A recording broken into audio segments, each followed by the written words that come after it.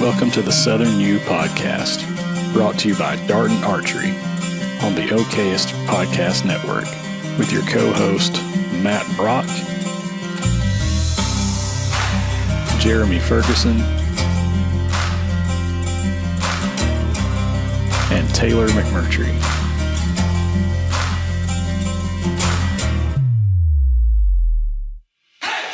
If you're looking for all things land-related in the Southeast, you came to the right place. Whether it's real estate, habitat, wildlife, or just being outdoors, this is the place for you.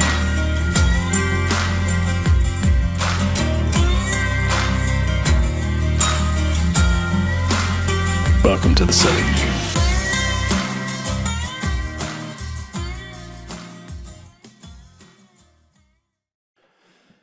All right, guys, welcome back to another episode of the Southern U Podcast, where we talk all things land related. We talk hunting, we talk ag, timber, real estate, and everything in between. And we're known to chase rabbits from time to time. Today, we got a really special episode for a couple reasons. Number one, it is our 50th episode. We've been doing every other week for almost 2 years now. October will be 2 years, and so this is episode number 50. We really appreciate you guys hanging out with us, and there's at least a couple of you that are listening and asking questions and hitting us up through social and that sort of thing. And so it's been a journey, and we are thankful that you guys have chosen to be part of it, because it's this thing's a grind, and but it's a lot of fun, and we really appreciate your support. Second reason we've got really cool episode is a good friend of mine, Parker McDonald of Southern Collective, is here with us this morning. And this is also, I believe, the earliest we've ever recorded a podcast on this on this show. So it's about 6:40 in the morning right now, because I hit Parker up at the absolute last minute, per usual around here.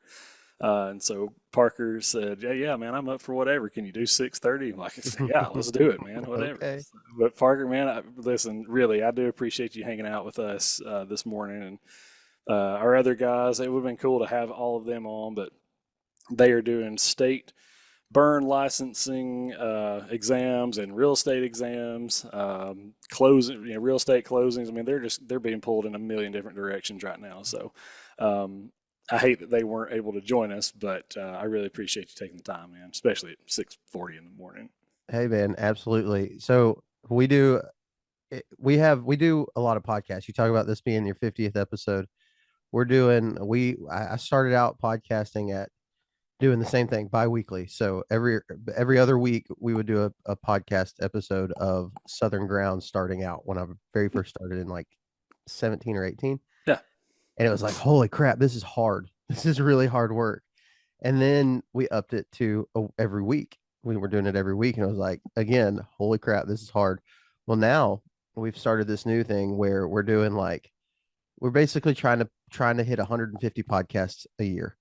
And to do that, we're doing these series within, like, we'll do like a 6-week really intensive series where we'll have 3 episodes a week for 6 weeks. We did in spring, we did 31 episodes for the whole month of March.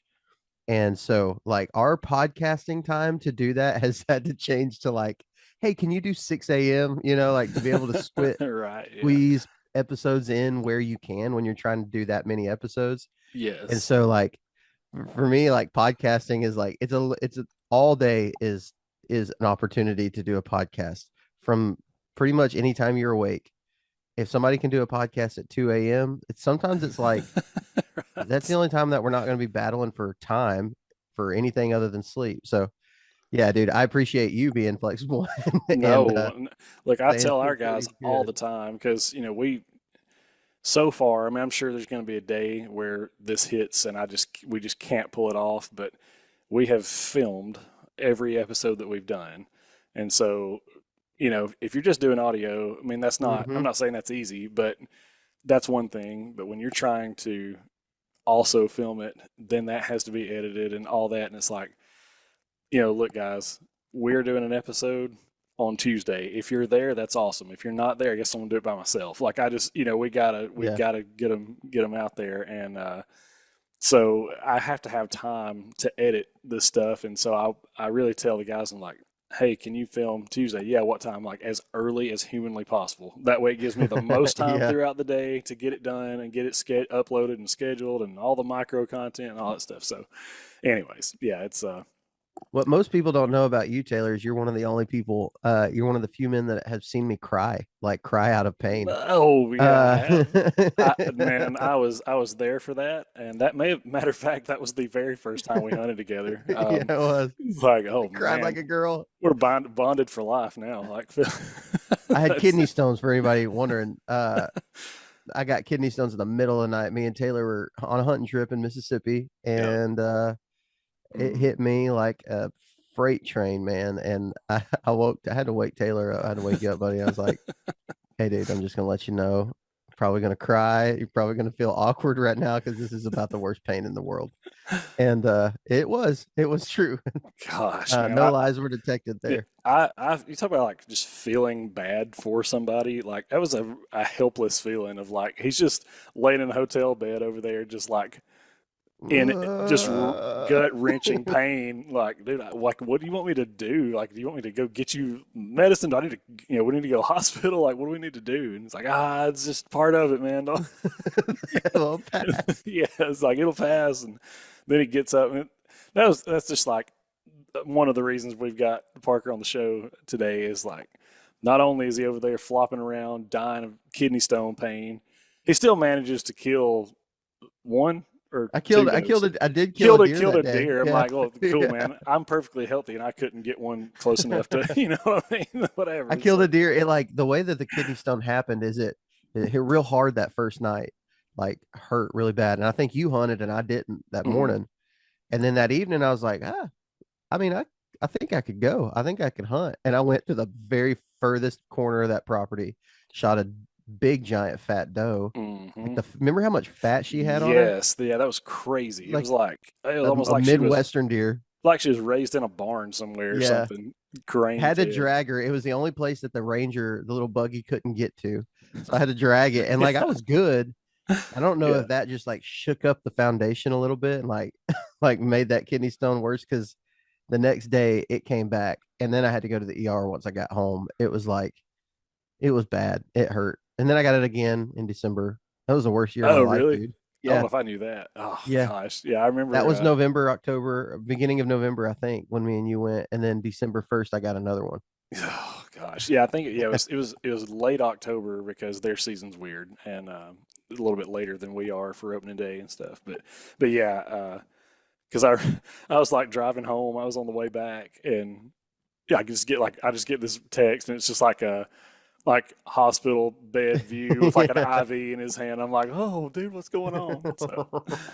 So yeah, we've it's so funny. We really have not had a chance to really hunt a ton together, but hmm the one times that we have has been pretty eventful. So Yes. no dull I moments. got to film you shoot one. I guess we Yes. didn't recover that one.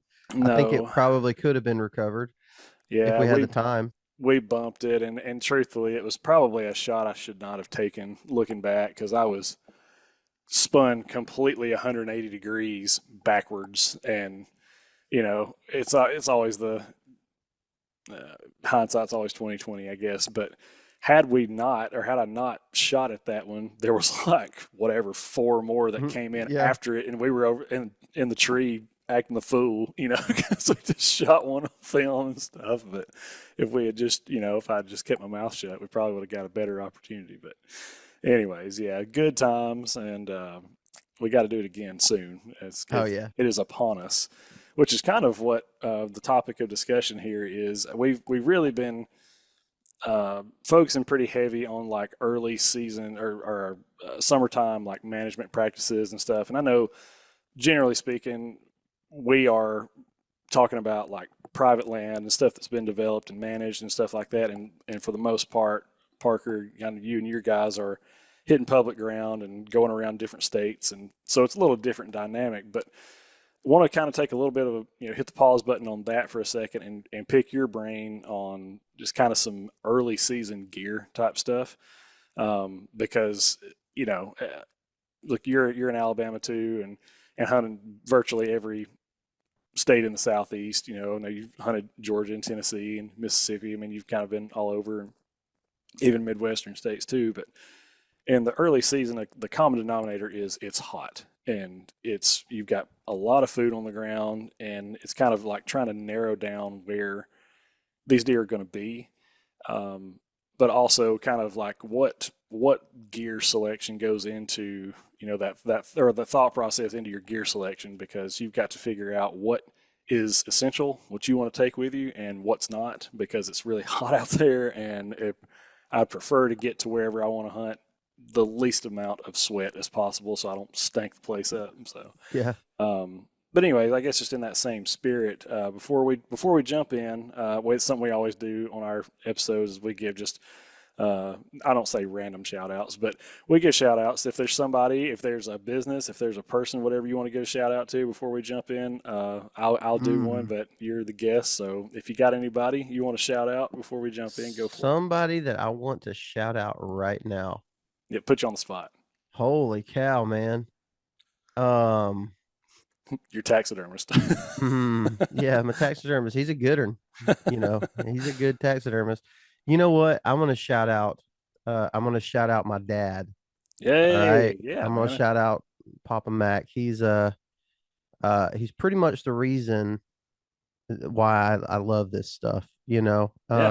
I've my son's he's growing up. He's 6 years old right now, and uh, people have told me I take him pretty much anywhere I can. I'll take him into the woods. Hmm. I've been taking him and his sister into the woods since they were two. And the only reason why I'm doing that, and I've had people approach me and say, "Man, it seems like you're really doing a good job," and I don't know if I am or not. I'm just doing the only Yeah. thing that was modeled for me, and that was my dad. He was not a hunter whenever I was born. Um, he was an outdoorsman. He loved the outdoors. He was an Eagle Scout. Okay, cool. But not a hunter, more of a fisherman, golfer, big into sports. But whenever I started expressing an interest in hunting, he went, I mean, as hard as somebody can go in West Texas. He started saving up for leases. He's a pastor. I know you're familiar with that life. So Absolutely. Yeah. didn't make just a ton of money. I mean, we weren't broke by any stretch, but we weren't rich either.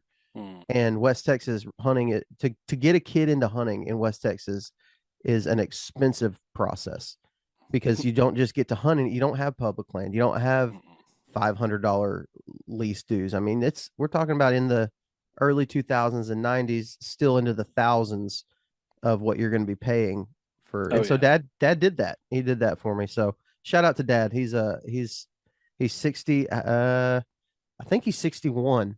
I think he just turned 61, maybe Nice. just 60.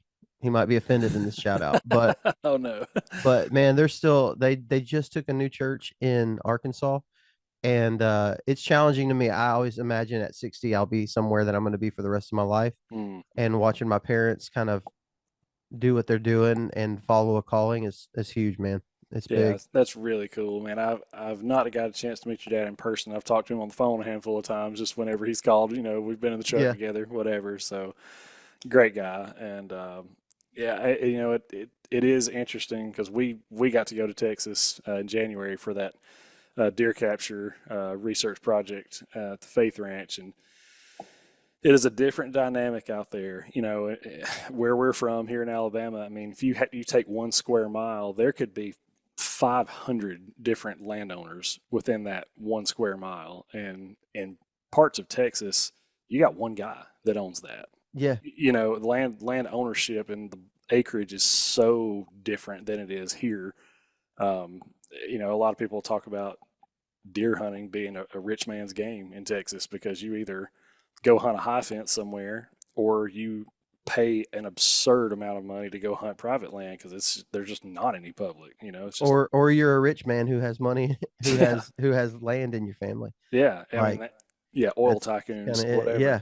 Yeah. and It that's is. it. It's tough, man. And like there is no public. There's no public around West Texas, South Texas. There's not much Yeah. in South Texas. Further east you go, you kind of get into some piney woods Mm-hmm. and a little bit of public around Houston, Austin, but the other thing about some of the public, and I've not lived there since I was like really 18. So I didn't really know much. I don't know much about the process, but a lot of it is quota. So what Mm. public is there is like you got to be drawn and selected to go and hunt it. And I believe some of them can be a pretty good hunt if you do get drawn. Mm-hmm. I know there's some places down south on public where there's nilgai Oh um, yeah, absolutely. Get some and axis exotics. deer. Yeah, it's really cool. It's a cool state. I love Texas, man. I loved hunting it. I wish I knew now. Oh I gosh, wish I yeah, wish when I was hunting it then, I knew what I know now. yeah. Is like that's a cool thing. You talked about what y'all do with private land. Y'all talk a lot about private land and management and things like that. I grew up doing not necessarily the habitat management stuff, but I grew up hunting private land. Mm-hmm. I didn't start hunting public till I was, dang near 25, probably. And maybe even a little bit older than that. And but when you learn how to do that, going back to Texas, when I go back to Texas, I've been back to West Texas a turkey hunt.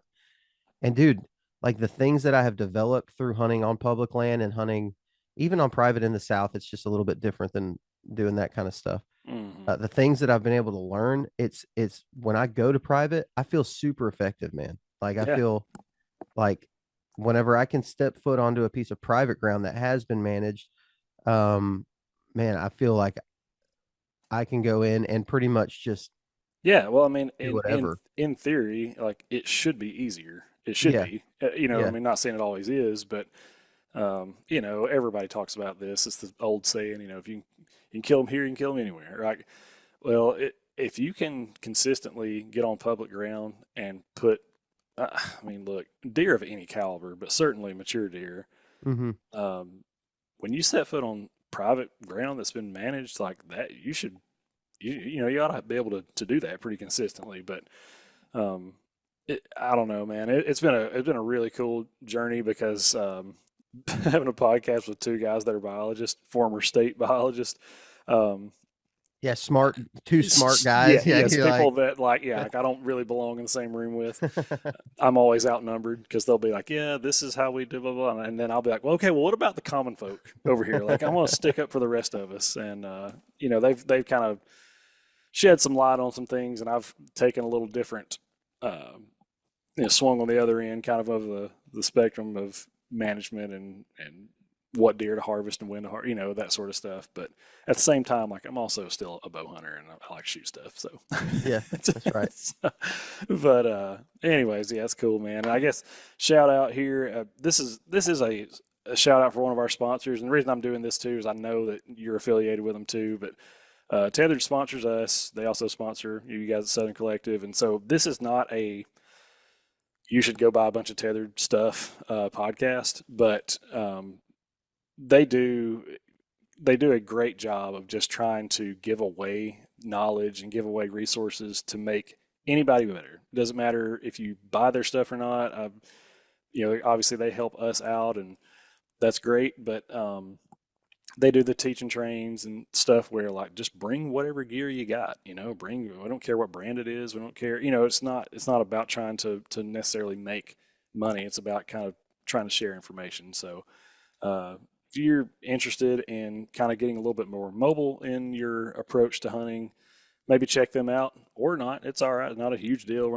I'm not trying to push that down anyone's throat, but they're a good company and they make good stuff. So shout out Well, to Tethered. you're going to hear a whole lot about tethered stuff if we're going to talk about early season Yeah, yeah. equipment. Well, I So, figured I figured we would. I just wanted to say, like, full disclosure, we're not trying to like, to get you to buy nothing but tethered stuff, and if you buy something else, you're moron or something. It's just that's happens to be who we work with and who we believe in. So and they're not, the thing about tethered, to your point, man, um, as opposed to other companies in the hunting space, tethered has always been about growing saddle hunting and shedding light on mhm. what saddle hunting can do to help people.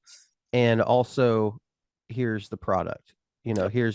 Here's the product that we think is is what you need for that. Mm-hmm. You don't have to buy it. Like you said, like I've been to so many teaching trains, hosted teaching trains, and the point is not sell equipment. There is a little bit there to sell, that they're selling if somebody wants it, but it's like they have people in all kinds of saddles climbing up trees, doing demos. They give opportunity for other companies to come in and do the same. And so they've always been about that. And that's just kind of their roots. Mm-hmm. That's how they started. They were the first to really like branch out and say, we're going to be a saddle hunting company. And I love all their stuff, man. Like I use it. I use it.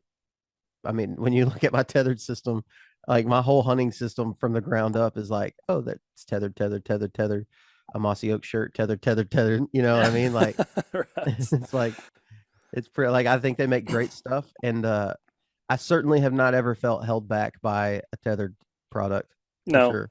no, I haven't either. If anything, they kind of put their foot on the gas to kind of accelerate things, make things a little bit better. And you hear Carl talk about, high speed, low drag. We just want to make things as efficient as we can. So, anyways, shout out to Tethered. You'll probably hear more about them as we go. But, and Parker, I know that you may or may not know this. Generally speaking, how we work on the podcast is I had a class at Jacksonville State when I was in college. My favorite class I ever had. The teacher literally would stand up and he goes, "All right, look, if you want to learn this subject matter, you will read the book on your own if you're interested in it. If you're not interested, you won't, and you'll fail the class. But like if you really want to learn about this stuff, you're going to take it upon yourself to read the textbook. We will never talk about it in here.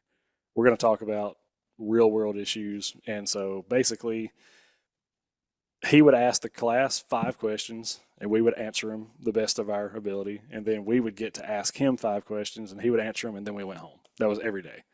And I just love that format. And so that's kind of what we've adopted on the podcast.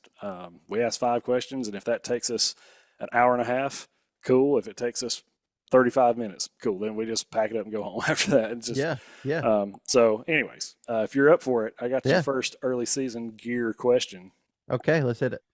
So obviously, I mean, I think it's kind of this is lobbing up softballs here, an easy one, but your preferred method in early season, as far as hunting from elevation, lock-ons, climbers, saddles. I know you're a big saddle proponent, a big saddle guy. So you kind of maybe just talk a little bit about that and how that helps for specifically in early season when it's hot and there's bugs and temps or humidity is really high and those sort of things. Yeah, I mean, listen, I went from hunting from a climber straight to saddle, so there wasn't any like lightweight lock-ons, that I was running before saddle hunting. It went my last climber that I bought, well, the last year I bought this Lone Wolf hand climber that was or Uh, sit and climb, and so it yeah, was a man. little bit lighter climber, I guess. Hmm. Um, but I had a Hawk Helium. Yeah. Was that what it was called? The Hawk Helium Uh, climber? A so Hawk I, Warbird. It was the Warbird. Warbird. Yes, I had a helium lock on. I've had one of Yeah, those. yeah, it was the Warbird. So it kind of like folded down and was real Hmm. flat, mobile, right? And it was not.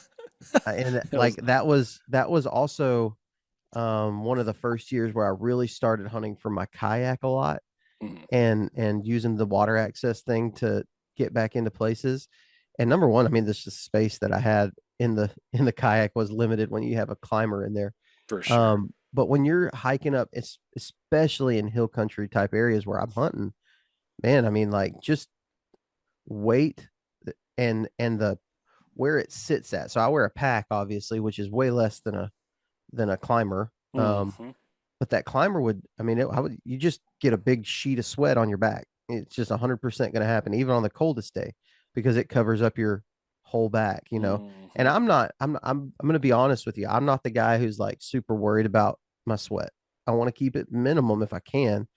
But dude, I have hunted too many days in Kentucky in September and had bucks come in, big bucks come by with mosquito spray all over me. You know Yeah. what I mean? Like Hmm.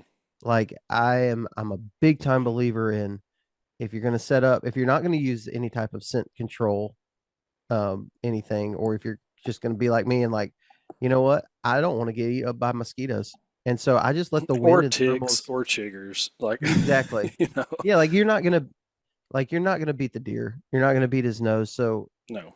if you get downwind of if a deer gets downwind of you, regardless of whatever you did, you kept sweating to a minimum, it's gonna blow. It's gonna be out of there. Yep, You're for not gonna sure. see it most of the time. But if you'll use thermals, learn how to use thermals and things like that, like man, you can keep sweat to a minimum. But to answer your first question, yeah, the saddle is the way that I go. It's um I'm a minimalist guy in general. Even with I film everything, so I got to take that equipment. But my filming equipment is bare bones, man. It's like Mm-hmm. I get the smallest stuff that I have. Everything I have is super minimal. So when it comes to a saddle that I'm looking for, when Tethered released the Mantis, the very Mm-hmm. first one, it's a Mm-hmm. pretty minimalist saddle. I was a fan.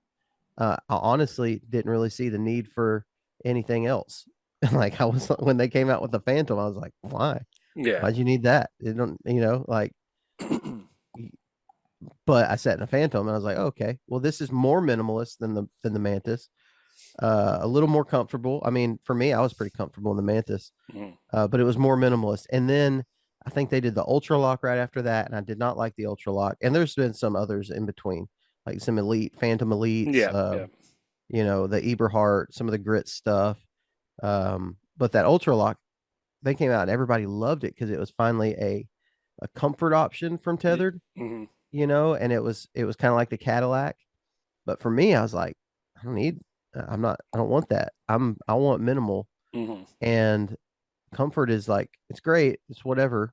But at the end of the day, this is an uncomfortable sport, like Yeah. I mean, if it it can is. keep me mostly comfortable, and if it can be a small, like if I can feel like I'm not wearing anything, I'm not wearing a tree stand on my waist. Mm-hmm. And I felt like I was with the Ultra Lock a little bit because there was so many, ropes and the big, huge pockets that are on it. And Yeah. like, it was just too much for me. And then they released the Carnivore. And so that's where I'm at now. This Carnivore 2 panel Yeah. dude, it is like, it's so sweet because you get the best of both worlds.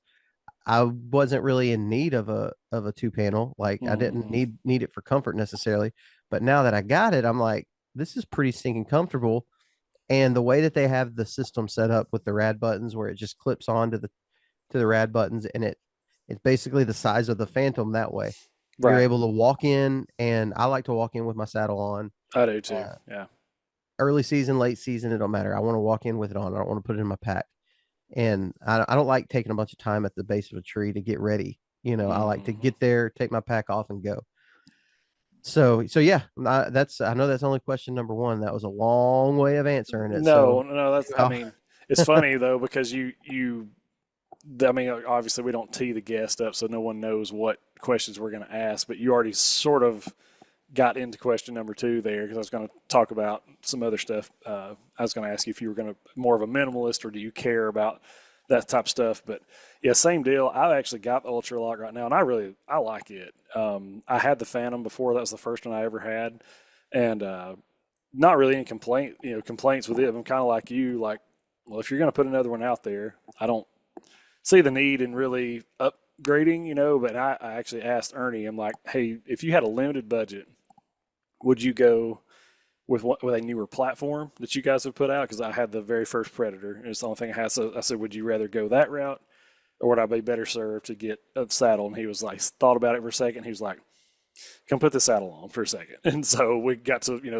the pole that they've got there in the shop and put it on and was like, okay, yeah, this definitely goes down farther on my legs. Of course, I'm not like, you know, super crazy tall or anything, but I'm probably a little taller than the average person, and having that goes a little farther down my legs, I guess, does make a pretty good difference for me, and it certainly is more comfortable than the Phantom was for me, but I don't well, mind and, it. and you're doing a lot of. I mean, you already kind of said it. You're doing a lot of private land hunting. Hmm. It's a little bit different thing. I mean, a ultra lock saddle is still so minimalist compared to a climber. Oh It's gosh, still yeah, so lightweight. If you're talking about walking, inside of a mile, like your process from the truck to your spot is a mile and under. hmm Like, dude, you're not gonna see much difference in in weight. No, That's you're just not a big deal. no, not at all. And so I and I'm very much of the mindset of like I'm not the toothpick and dental floss type guy. But like if I need something, I feel like it's either going to make my experience more enjoyable or it's gonna help me stay in the woods longer. I'm taking it with me. I don't care if it Yeah. weighs 50 pounds. Like I'm gonna take whatever I feel like I need to be successful and comfortable. So I like those big pockets because I'm gonna put like a tree saw in there. If I need that, I'm gonna put a pair of snips in it if I need to snip something. Like if I feel like I get up to a spot and I'm like, gosh, I really wish I had fill in the blank. I'm just going to bring it with me, and if it is a little bit more weight, I don't care. It's just Yeah. whatever. And some people hate that. It's like I I'm hate not it. going to. I hate it. I Like don't bring anything, dude. My snacks, I started getting those little honey stinger snacks. yeah, They're like little, just, and the only reason I get that and the tuna packets, and the only reason is because they're just so thin, you can just like slide them in places. I'm like yeah, I'm like choosing my snacks based yeah. on the size of them. I know that is weird about me though. Like historically, I don't ever bring food or water in the woods with me ever. Like I don't know why. It's not like it's just something I don't think about. I'm I like used to be like that until I I'll eat my started taking coffee, and I was like, "Oh, this is the best thing in the world. This is awesome." yeah. That's that same trip. Yeah, that's when we both kind of discovered, dude. Tree Yeah. stand coffee rules. Like this is Yeah, awesome. this is good stuff, man. Yeah. This tastes better up here. Yes, it's something about being up 20 feet tastes better. Anyways, moving on here is I know we got limited time. Second question here is your pack. Do you run a pack with a frame or no frame? Are you super minimalist, or do you pack it in? I know you said, hey, look, you already said you're somewhat of a minimalist, but what does your pack look Man, like? that's a good follow up because I'm not minimalist in my pack selection because I want a pack that can pack out a deer. So Mm, I'll a lot of my weight that I'm even carrying is going to be in a frame pack. So I use the Eberly Stock X2 mm, for a pretty good amount of time. I've used it for a lot. I packed out a ton of deer with the X2. And my what I'm looking for is I want something that I don't ever have to take another trip back to the truck. Like mm, I don't want to shoot a deer and then have to walk back to the truck, shed all my stuff, and then come back and pack the deer out. That's an option if I'm close enough, if it's not super inconvenient. But most of the time, dude, I mean, I'm hunting with a boat and I need to get what I need to get done while I'm there. So if mm, I make a marginal shot, sometimes I'll just sit up in the tree until all those hours, and just kind of decompress and then go track but I want something that I can do that with. And so I use the X2. It's a really great pack. It was a really great pack on a budget until they realized that saddle hunters really like this pack. And so Everly Stock jacked up the price of it to like almost $300, I think now. mm, And I have my thoughts on it, but Tethered made it easy to switch. Again, they came out with the Fast Pack, which mm. was a minimalist kind of pack at first, not a frame pack, and I did not like it. I did not like hunting with it for for the way that it sat on my shoulders. Mm, It didn't have anything to do with the space. I love the pack itself, but the straps, I didn't love it. It didn't have a kidney belt, mm. like a waist belt on it, and I didn't like that. Well, then they came out with this fast frame to go with it. And dude, I've packed out a deer with that. I only got to use it for a little bit last season. Mm. So this is going to be my first full year, but I used it all early season last year. So Okay. from September through October, I used that frame pack. I don't know if you can see it. It's kind of laying on the ground right here. Um, my favorite thing about that pack is that I can carry all my camera equipment. I carry three sticks, an aider, a platform, my saddle, I think one of the things, a camera arm, a camera, GoPro, Insta 360, coffee mug, like you can I packed all that out with a deer in one trip, Yeah, that's like awesome. with a hand free. I think I was holding my bow. So you're holding your bow, that's normal with one hand, and I had this hand free. Everything else was right here on my pack. Yeah. And that's the thing for me. Like I want something that I can do it all right there, right then and there. And oh, game bags is another thing too. Okay. Yeah. Keep in my pack. Game bags, kill kit, knife. Hmm. I do this backcountry. I call it a backcountry gambrel. I don't know if I've shown you this before. Oh yeah. Throw it up on your platform and string Yeah, them. Yeah. you use your Yeah. ropes and so my whole system, I need it for when I pack out a deer, Hmm. when I skin the deer. If anybody's interested in that, I think it's one. I'm not a smart person. I'm not like a super innovative person, but that was a good idea. That was a good idea. I Yeah, crushed that idea. first time I ever saw you do that in one of your videos, I was like, man, I feel stupid for not ever thinking of that because it's pretty awesome. Just use what you got and it works. I mean, especially if you've got, like a mechanical, like a ropeman or something like Yeah, that, where you can just get leverage and it holds it.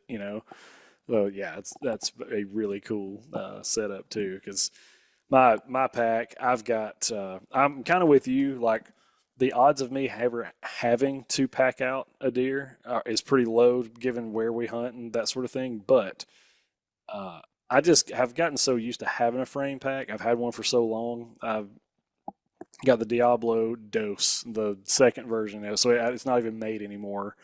But man, like I have it, and same deal. All my camera gear goes in, all of my camera, my arm, and all that stuff. But I just like having a frame because if you absolutely needed it, most of the time you don't, but if you do, it's there. And matter of fact, last year on the SOA hunt, I hunted at Thigpen Hill way, way back in this place, and it was one of those places where once you like I had someone who used to hunt the property reach out through Instagram and tell me about, hey, just at least go scout this spot. Just you should go check it out anyways. And like it was one of those places where like I went out there and looked at it and there wasn't just like a ton of sign, but just looking at it was like I have to hunt here. Like it just like deer have to come through here. And I don't know what caliber of deer it's gonna be, but at some point something's coming through this little opening. So it took forever. I want to say straight line distance was like 700 or 800 yards from where we parked, but I mean, it was like weaving through a creek and, all this type of stuff. I don't Mhm. know how far it really was to get back there, but I'm like, all right, I'm back here. If I shoot something, it better be a good one. And then in Yeah. classic me fashion, the first butterball fat doe that shows up, I'm like, yep, you're getting it whack. so I didn't pack her out that way, but I took, again, I'm an idiot. I'm not a smart person, but I took my tree tether, went around the frame of my pack, and then went around the deer's neck, and basically had it like a kind of like the hunter safety system, like safety harnesses, Yeah. like you could do, and Yeah. just had it. The deer's on the ground, and I've got it strapped to my back, and just hammered down like a sled, and just Yep.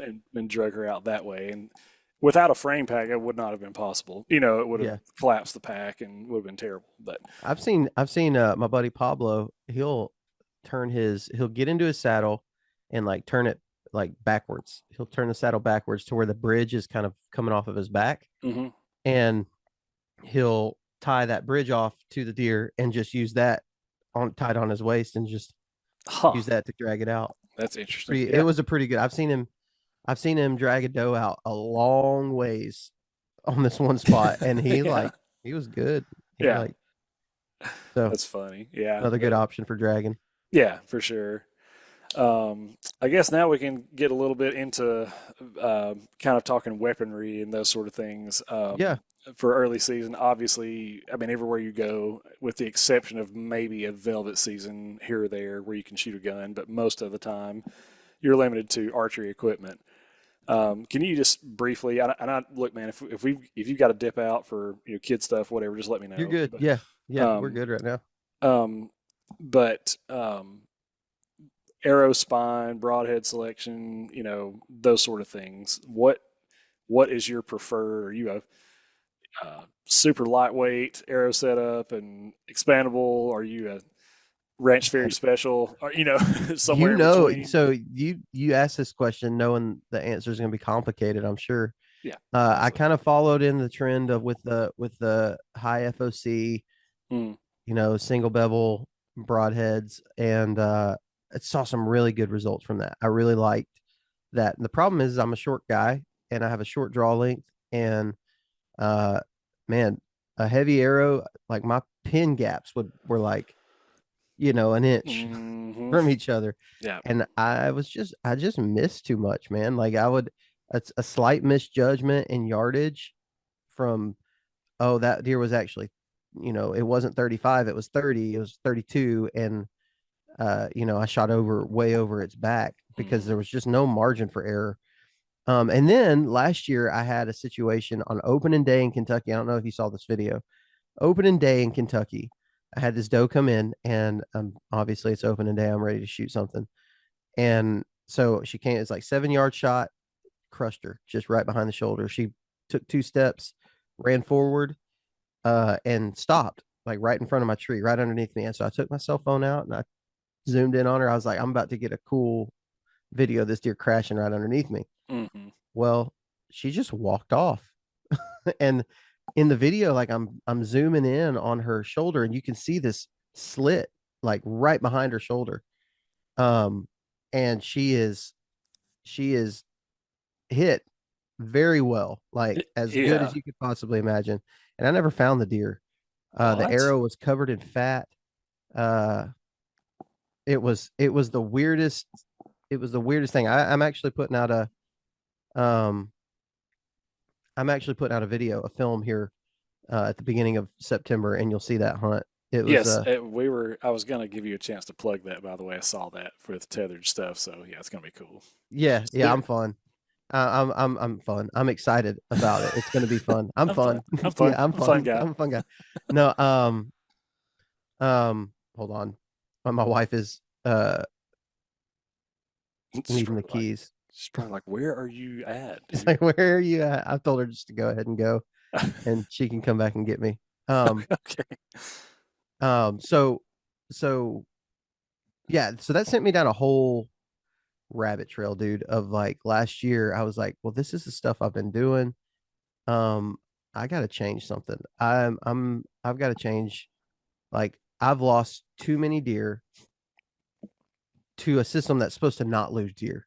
You know, hmm like it's supposed to be for the marginal shots, those heavy cut on contact broadheads. It's supposed to be for the marginal shots, and my good shots, I'm not finding them. So I was like, you know what? Sever's come a long ways since I switched from mechanicals. hmm A lot of these companies have come a long way. Grim Reaper's come a long way since then. And so I bought some Severs, dude, and like, Never look back. I mean, like I'm probably gonna shoot Severs or Grim Reapers this year. hmm Um, because they shoot good and they have a big old huge cut. And I need to worry about getting an arrow in the deer first. Yeah. You know what I mean? And so, like, I was just struggling to get the arrow in the deer with these cut on contacts, with a heavier setup. So now I think my total arrow weight's uh like 450. hmm You know what? I've gone back and forth. I may have ended up right at 500.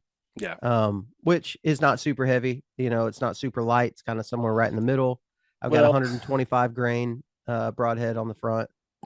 Um, yeah. I mean, what I would say too. This is again not from a place of um, being an expert or anything like that, but like I used to work in an archery pro shop, and so I have tinkered and played, and I have messed with a lot of different setups for different occasions and different things. Um, what's up? Podcast bomb. Try it. Love y'all. Have a good day. I told y'all this is real stuff, man. Yeah, Like going to yeah, school. yeah. We're Uh, going to school. Sorry about that. you're good. I was supposed to be going with them, but we'll be all right. We're good. Well, just you can blame it on me, I guess. My bad. Um, anyways, I played with a lot of setups. I played with a lot of different spines, like just different draw links, like all this different stuff.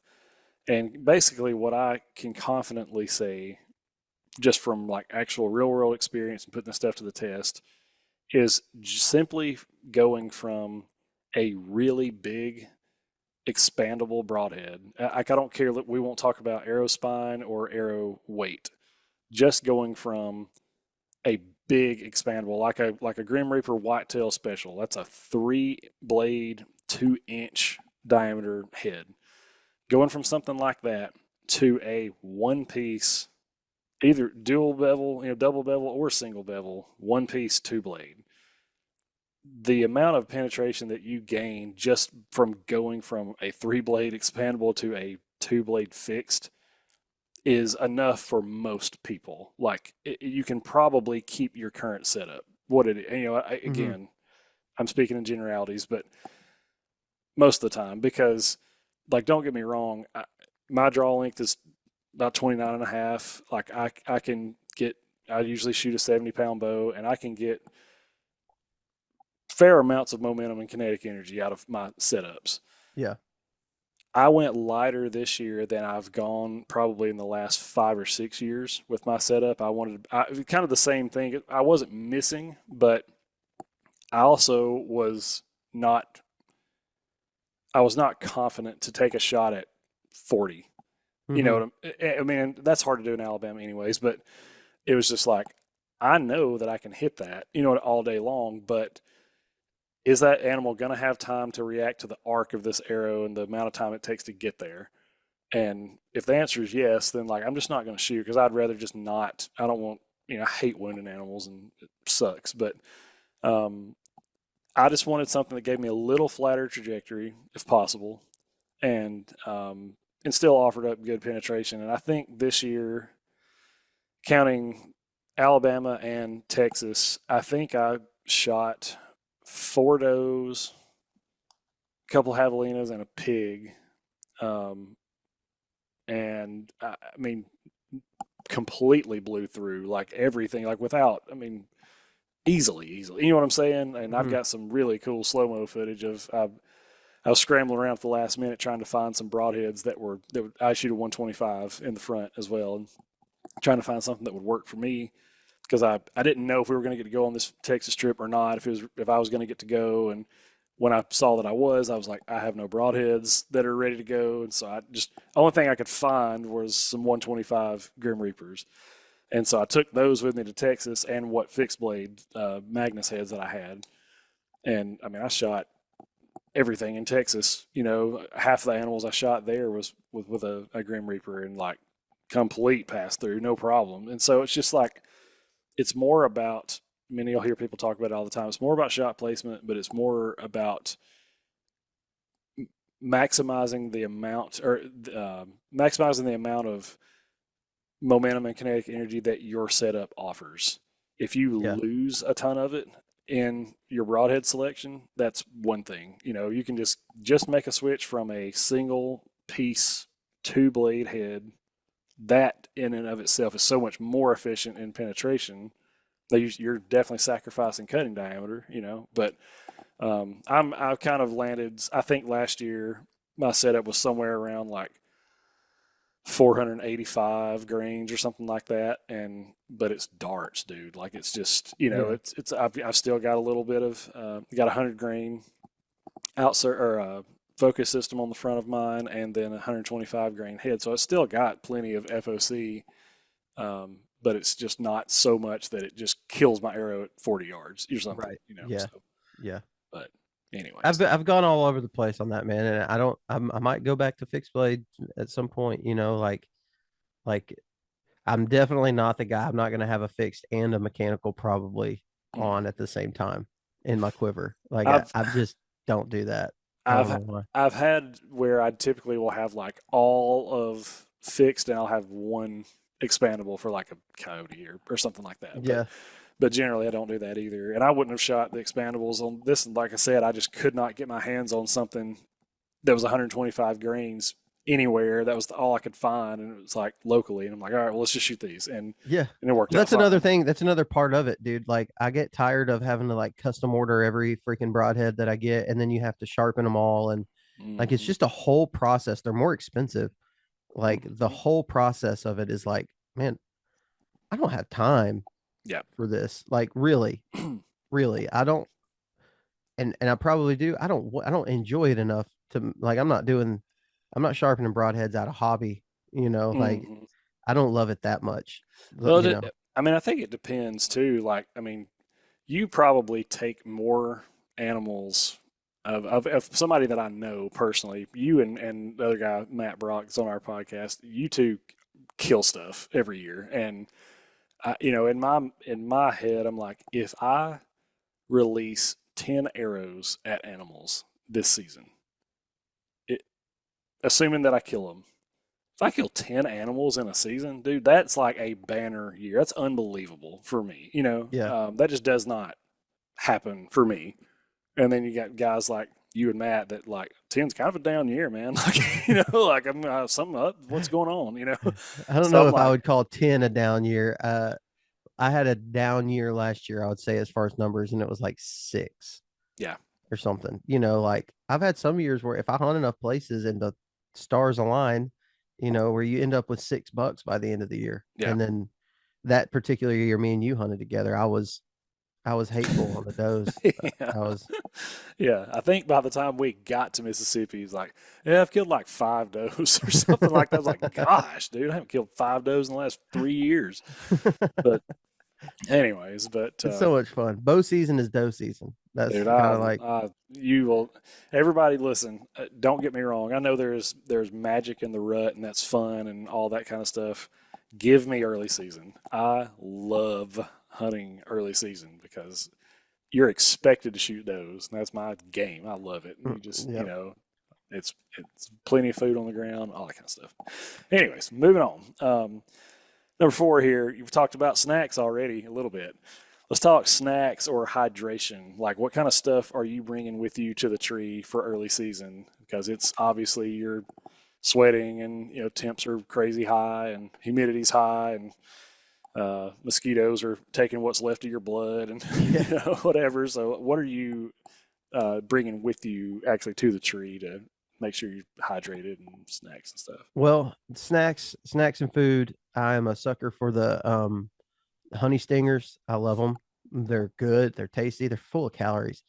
But they're so good. They're for it's for being a calorie like for runners and Hmm. athletes and stuff to just kind of give you some energy or whatever. And I'll tell you what I'm going to be doing this year. I'm going to be the Mountain Ops Ignite. I'm going to be Hmm. using that. Brett is a guy on our team, on our SoCo team, and he's the first one who gave me some of this Mountain Ops Ignite. And holy crap, dude! Like, you talk about something that can replace coffee and actually work for you. Coffee kind of, I love coffee, but it makes me a little bit lethargic. Kind of makes me drag a little bit. Hmm. I have to have it. I'll get a headache in the mornings if I don't. But Spark or not Spark, that's Advocare. Mountain Ops I've heard you're Ignite. selling Advocare, you guys. Yeah, yeah. Like what Spark? It's kind of the same. It's a similar taste too. Yeah. But it just loaded full of new energy. Like it gives me so much energy when I drive. If I need to like just bounce back, those days in the woods where you're like, I'm here, but man, I'm not. Like I don't even know if I'm gonna remember this day because I'm so Yes. tired. Yes. Uh, take you a swig of Mountain Ops, man. That stuff's good. We're not like partnered with them or anything like that, but it works really, really well. Just get the little thing you can put in a water bottle, and Yeah.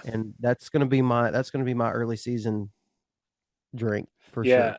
I had not. It's funny because I've not really, again, because I don't bring stuff to the tree with me really for the most part. But our mutual friend Jake, when he drew the Kentucky elk tag a couple years ago, we went up there for that. That's obviously it takes place in September. His was a either sex archery tag, and so it's hot and bugs and all the things. But we were bringing those liquid IVs, and I will Those are good say too. they're good, but and I'll say this, like they help me in terms of um, like recovery and stamina and those sort of things, being able to not cramp up and keeping you hydrated. However, you do need to make sure that like you're actually being active and you are sweating and stuff like that to take those, because there is a ton of salt in them. I mean, rightfully so. Like, I mean, you need sodium to replace the sodium that's coming out of you, but if there's not any coming out of you, you're just you're licking a salt block at that point. And Such a good salt block too, man. yes, they're Those very liquid IVs good. are legit. The pop, the like it's the red, white, and blue popsicle flavor. Oh, I haven't had that, Good I don't think. Lord. It's usually on sale and it's good. Yeah, I had a water bottle, like a Nalgene or something, that would hold 32 ounces. So it's basically two bottled waters. Yep. So I'm like, well, let's get crazy with it. Let's get the strawberry and a lemon lime, and I would like combine those. And oh man, that was like, Lemon lime's where it's at on the liquid yeah, IVs, dude. yes, It tastes just like Gatorade. and so yeah, I've used those on that particular hunt. And after that, it was like, in early season, if I'm going to bring something with me, I probably would bring some of these, because how, like, you can get in some of those situations getting up and down a tree, just trying to get out of your setup or whatever. Man, if you've had coffee and nothing else, then you've expended a bunch of calories and sweat getting to your spot. Like, you're trying to get down, it's like, oh, please don't cramp up, please don't cramp up. Yeah. Just get down. Old guy problems. Yes, for real. Yeah, you young bucks don't know anything about that, but it's coming. Just all it takes is time. Yeah, that's kind of me too. And are you a candy guy? Like, do you bring like Jake will bring like the jujubes and Mike and Ike's and stuff with him, and I'm like, I don't, I, I don't well, we established my coffee addiction. I'll get a addiction. I'll get a headache if I don't drink coffee. I also have a nicotine addiction, and so I'm popping Zins about every 15 minutes in the woods. I'm not a yeah. candy guy. I love candy, but in the woods for whatever reason, I'm not a big snacker. I don't like to move. If I bring a Mm, snack, it's because I'm sitting, you know, until 2 or 3 or all day or something like that. That's when I'm going to bring food. If not, I'm just going to bring a water. yeah. Like I'm just going to bring a bottle of water, great value brand from the house. It's going to Yeah. sit in my pack. Yeah. Uh, So like on those all day sits though, which I mean, it's not early season most likely, but are you packing are you the guy that brings like a sandwich and like, all that type stuff, or no, the honey stingers, I'll put one or two of those in there. They're kind of expensive, so I you can't go crazy. yeah. Sometimes if I'm on a trip, I'll buy a box of like oatmeal cream pies or something like that. And I'll put something snacky kind of like that in there. But I'll tell you one thing that I really liked is Walmart sells these, the tuna packets that are just square, like little Mm-hmm. square bags. Starkist stuff or Yep, whatever. Yeah. yep. But they make Walmart Great Value has a pulled pork in the same kind of bag, and it is legit. It's What? so good. So I'll and they're like, 62 cents for each one. So you can just go and load up. It might be a little bit more than that, but it's you just go load up at Walmart anywhere I go. If I go out of state, first thing I'm gonna go grab those pulled porks if they got them. Some places have like a really good barbecue chicken. If you go to Dollar General, I think Yeah. sometimes you go to places that ain't got a Walmart and you got to work with Dollar General and they've got some similar stuff that's like barbecue chicken, I think. But those little That's bag wild. things are great because if you don't eat it, you can save it. You know, Mm. I use them for turkey season because they go right back in the back of my vest.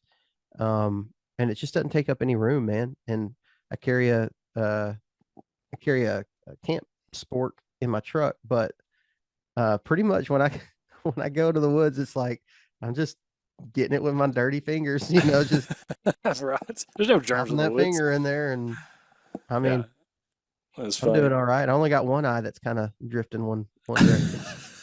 Yeah, that's what my dad says. Like, we're both about as germophobic as you could possibly imagine.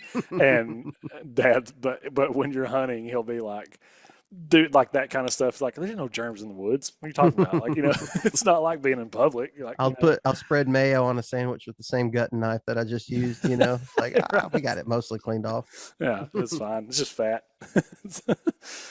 Oh man. All right. Last question here, number 5. Let's talk about your secret weapon. Maybe this is something that people don't think about that makes all the difference for you in early season. Is there like a piece of gear or something that you're like, dude, if you're not taking this with you, you're doing it wrong, or something that people just don't think about? Man, I mean, my secret weapon's a boat. I think, I mean, and people think it's easy. People think that that's too easy of an answer. I got a boat. I could go do it. Go do it. I mean, it's hard. It's hard to Yeah. force yourself to get up as early as you got to get up to get a boat in the water and to boat into a place, in the dark, being on a boat in the dark, in the water, in the early season when it's humid and the fog is thick, thick, thick, Hmm. on the water. It's tough. Like it's hard. It's hard to convince yourself to go and do that every single day. But the reward that you get from it is, I mean, it's great. There's so many, and the best part about early season for me is deer in the summertime and in that early, in the south in October when it's still 90 degrees some days, they gravitate towards that water. They need it. The Hmm. thermal advantage that the deer get from water is huge, so they're going to be in closer to the water the earlier the season is. The other thing, you got all kinds of good stuff that's growing. Your buddies could um probably tell me exactly what it is, but I'm not Right. that smart, so I'm going to tell you there's just a lot of good things that grow near Native, the we'll call it native browse. There you yeah, go. native browse that grows near the water. Um and deer are gonna use, I mean, obviously you got acorns that are starting to drop too in that time frame, but they're so used to being close to that water. I found a lot of big bucks will bed overlooking water Hmm. in the early season, and so your approach can be very easy if you do it right. If you've been running a camera, you know where a buck's at. Popping up to that bedding point that he's been going to just right before he comes back, on a morning early season hunt is a huge benefit. And I don't think that you get that quite that benefit with walking in always. So I would say the boat's my secret weapon. I mean, Yeah. it's not a secret, and a lot of people know that boats are available to use, and they just won't do it. You know, Yeah. Yeah. I mean, I had an experience actually in Kentucky on the Tradewater River with Jake and another friend of ours. We were hunting up there early season, and they were in a two-man canoe, and I was in a Hobie kayak, and so that's kind of how we got to our spots. Now, I will say it requires a different level of discipline to get out there early enough because you don't have a motor. And I mean, if you got a boat that has a motor, you still got to get up early. But um, I know, I mean, it's just what I believe to be true. There was a spot that Jake had found, and he kind of told me about it, and we got in there and sort of scouted it the day before. And I know that if we had spent the majority of our time there, we hunted for 4 days, I think 4 or 5. But if I had gotten there and hunted that consistently, I would have put a buck on the ground on that trip because there was too much sign, and the one morning that I got in there early enough to hunt it, I saw one that was velvet and one that was hardhorn that would, I mean, I would have easily been the biggest deer I'd ever taken in my life. And but it's a different level of discipline to make yourself get up 2 hours earlier than you would normally get up, or if not more, to get out there. And so that's definitely, I mean, there's a lot of truth in that. I, Mine is probably a little more, I don't know, probably dumber, I guess, but I always carry a set of snips with me, even though they're heavy, and I can feel them, in the pocket of my saddle and stuff like that. But especially as I'm going up a tree, nothing makes me more like furious in the woods, even on like private land, get up a tree. This is exactly where I wanted to be. This is the spot. And I get up in the tree, and then there is no possible way that I could shoot what I wanted to shoot because there's Yeah. something in my way. Like, it drives me crazy. Like, that was a complete waste. Like, everything, now it's like, do I get down and move somewhere else? What do I do? And so most of the time, once I'm tethered to the tree, I can take my lineman's belt and throw it over whatever I'm trying to and pull it to me and Yeah. snip it, and get it out of the Yeah. way or whatever, because they're heavy and they are somewhat bulky. I've got a little pair of hawk snips that I use, and um, it works though. Like, it's so nice when you need something like that, clear a lane, and now when that animal shows up exactly where you know or you hope that it's going to show up, you can actually shoot it. What I mean? Yeah. Whatever. So, Yeah. like, bring a set of snips, and I bring an actual folding saw too with me, and a lot of people don't do that because they're so heavy. But I've got a little Wicked Ridge one that folds out, and People uh, should totally be checking out that new saw from Tethered. If you're talking yes, about like wanting to carry a saw yes, minimally, yep, that that's thing's right. sweet. Yeah, and it's cool too. I mean, I've not held one in my hand, but being able to just use that like a folding saw and then cut you something, and now it's essentially a pole saw, A pole saw, dude. That's and insane.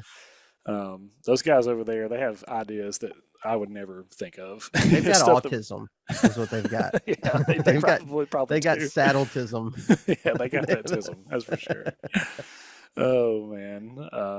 Well, yeah, but I guess that would be it for me. But Parker, man, I mean, that's all our questions. Have you got anything else? I mean, obviously you've got um, it's just a deer, which videos. Is that a series or is it just one So video? it's Or it's gonna be basically I made it like a film, like a full yeah. length film.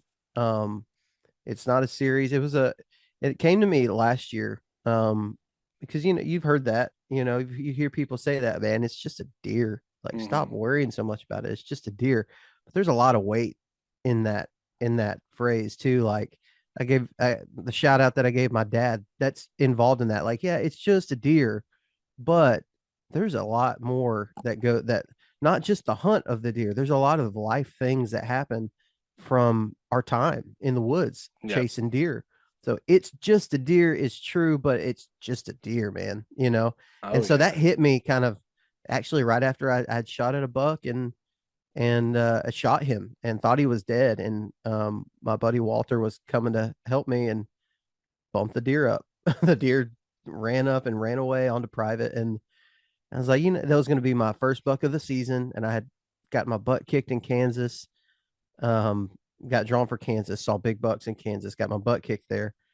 And then I came home, and that was the first, kind of like one of the first hunts. And I just didn't recover this deer. And I'm like, golly, this sucks, dude. This is terrible.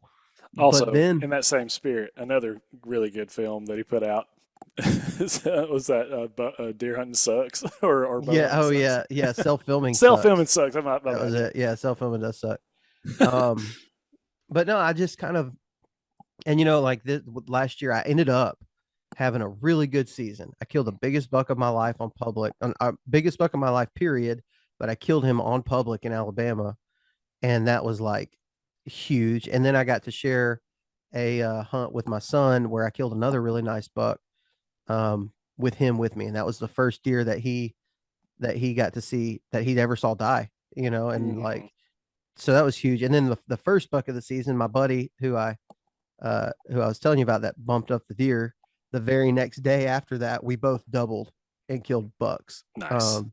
And so it turned out to be a huge season for me. But every single one of these hunts, it was more than just the hunt. If you watch a lot of my stuff, you're going to see me wake up in the morning, me kill a deer. Like, I'm the only character in my video a lot of times. Maybe my Hmm. dad.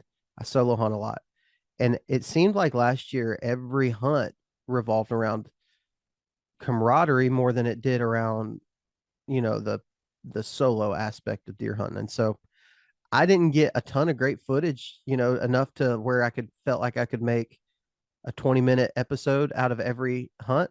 I had a Hmm. couple of them that I could have, a few of them, but when you put them all together, man, and you just watch the progression of the season, like I told you, that the opening day started with that non-recovery, and it didn't make any sense. It was just stupid. It's like this is so bow hunting, Hmm. and and uh and yeah, it's just a deer, but crap, man.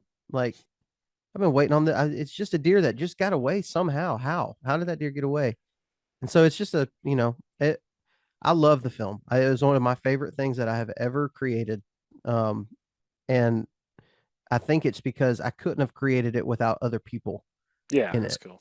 You know, like I create a lot of stuff about just me, but this one really highlights the importance of good relationships, and whether that be with my dad, with my best friends, or with my son. It's all kind of represented there. So just a film, it's going to be a kind of like a movie, I guess. It's not quite as long as a movie. It's about an hour long, and action packed, I think. That's cool, man. And Yeah. yeah, I'm excited. No, it's I'm really fun. it's been fun. So when can people look out for that? So that's gonna come out on our YouTube channel on the 1st of September. Okay. So here in just 2.5 weeks or so, Yeah. we'll put that out there. It's done. I've got it done. I'll send it to you, Taylor, so you can check it out. Yeah, man. It's a I cried a lot while I was making it. Like it was like one of those, like, not kidney stone crying. Like Tears of joy. there were times whenever it was like I was doing voiceovers and I was like, like trying to Yeah, get through it. It's a lot about my son and that relationship, and I think people will enjoy it. that's cool, man. Yeah, I'm looking forward to seeing it too because man, I've seen some of your other stuff and um, it really is.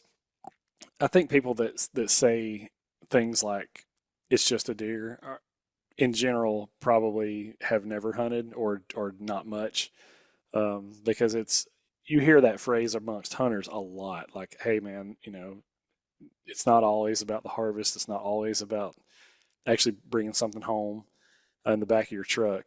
It's more about the memories you make with people around you and those sort of things. And so, if you are lucky enough, if you're blessed enough to have people around you that you get to enjoy the outdoors with, it's definitely more than just a deer. Mm-hmm. It's memories that you're making for a long time. And my son has I really I guess over the summers where it's kind of taken off, but he has gotten much more into fishing and um, he's not. My dad kind of pushed me into the woods really early, and I didn't like it. I was not a fan to start with, and so I didn't come back to hunting until I was about 18 or 19 years old. I was, Wow. um, well, I mean, in his defense, he was just trying to get me into it, but it was like, hey, I'm 7. I don't want to be left in the woods until dark, and then you come get me. You know what I mean? Like I'm not. You know what I mean? So Yeah, he wanted it was like he was pushing you to be a hunter. It wasn't necessarily about like the camaraderie and like making it fun, and yeah, that's the danger so many times, is like trying to find the balance between we're here to seriously hunt and we're here to just have a good time, like have a good experience in the woods. That's the hardest thing as a dad. I'm sure you know that. Like hmm. Well, and trying so to yeah, I mean, I try to not push my oldest because hey man, if you want to go with me, like you can. I want you to go. I can't wait for you to go sit in a tree with me. If you don't want to, that is okay. Like, buddy, you just you do your thing, and one day when you get interested, or if that ever happens, then that's great. Come on, but I just didn't want to push him quite as hard, but he's really gotten into fishing, and so we took a family vacation a few weeks ago, just to the beach at Panama City, and we fished from the beach and caught fish in the surf, and that dude, he ate that up. Like it's I fun. know now, like okay, next time we do this, I'm going to bring a camera and we're going to film some of this stuff because we caught Spanish mackerel from the beach, and I mean, I couldn't believe it, but he definitely couldn't believe it. It was like, oh Yeah. my gosh, and so that kind of stuff is cool. But And you know what? Fishing can give you that hunting can't. Scholarships. hey, that is very true. That is very true. Yeah, Yeah, there ain't a whole lot of hunting scholarships being no, passed around, but maybe them art. fishermen, Yes, maybe archery. That's about it, maybe, though. yeah. Certain programs, but yeah, and I mean, kind of in that same spirit of films and stuff being released. I know in the last episode I mentioned, and all of us were talking about a premiere property, a listing that's coming available. I put together a project for this place called Triple Creek Farms in Pell City, Cook Springs area. Um, Very humbling. It was the best. It is the most premier recreational property I've ever set foot on. Heavily, heavily managed for quail, and 3,600 acres, lodge, home. I mean, just you name it. It has everything. And I spent 2 whole days down there. Spent the night, filmed, and all the things, and finished that up. And I will drop the link in this video where you can see that listing. It's Gracie and Trey McElrath have that property. That's just that's one I'm proud of. I worked really hard on that one, and even had a friend of mine, Seth Richardson, that helped me. He has an FPV drone and kind of helped me do some FPV stuff, and just really, really proud of how that one turned out. So if you want to see that listing or at least see the video, go check that out too. But, it's just cool, man. I can hear my cat making weird, terrible noises upstairs. Well, that's what cats do, man. Cats are Like, weird. it thinks nobody's here right now. Cats make weird noises because they are weird creatures. That's right. Parker, hey man, I really appreciate your time and getting up at 6:30 to hang out. Maybe I didn't get you in too much trouble with your wife. I'm sorry. Nah, man, we're good. Y'all are going car shopping, so send Yeah. us a pic of what you get, man. Yeah, we're trying to. We're about to head out right now. I'm gonna go. She was in an accident a couple weeks ago, so Oh no, insurance has been amazing. that's good. Just Cool. that was sarcastic. Sorry. They have been great. So easy to work with, and yeah, we're looking for a car right here, right before deer season. I'm gonna be in a tree next Friday Good gosh, man. in Tennessee.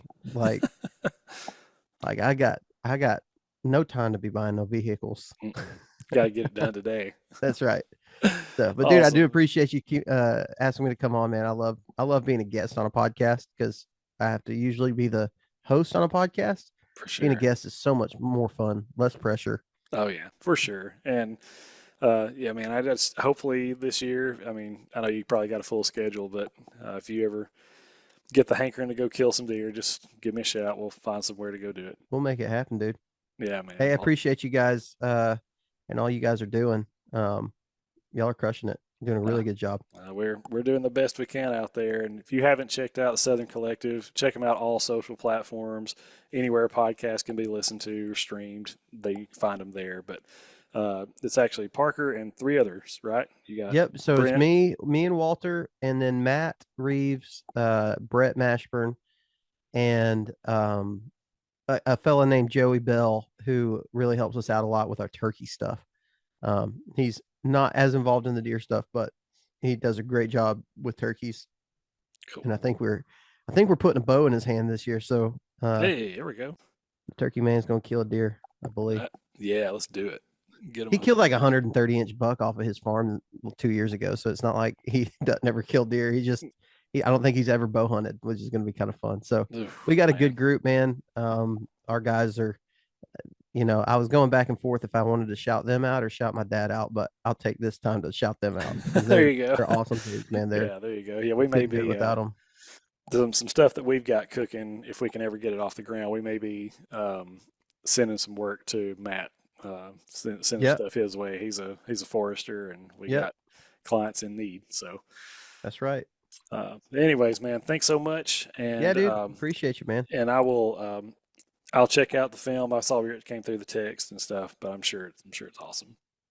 Thank you, buddy. I appreciate it. And yeah, anybody feel free to, if you got any questions on gear and saddle stuff, feel free to hit me up on Instagram, on the SoCo Instagram, Facebook, wherever. Yep, you heard it here, guys. Well, thanks so much for tuning in for episode number 50. We got more stuff in the works. The season is upon us, rapidly approaching. So stay tuned. We got more stuff to throw at you. We'll see you on the next one.